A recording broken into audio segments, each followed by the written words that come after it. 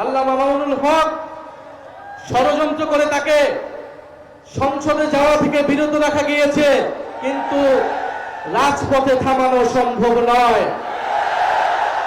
আমরা সংসদে আছি জুলাই সনদ বাস্তবায়ন, গণভোট বাস্তবায়নের পক্ষে কথা বলার জন্য, আর রাজপথে আছেন আল্লামা মামুনুল হক সহ নাসিরউদ্দিন পাটোয়ারিরা।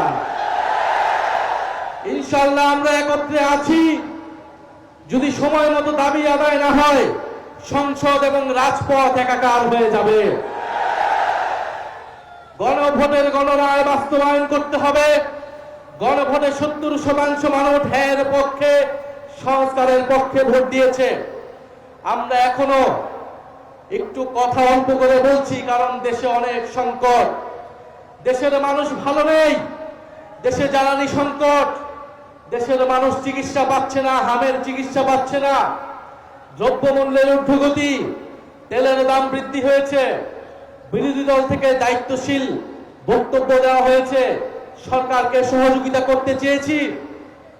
এই ধরনের অস্থিতিশীলতার সুযোগ নিয়ে রাজনীতি করতে চাইনি, কিন্তু সরকার বারবার কথার বরখেলাপ করছে।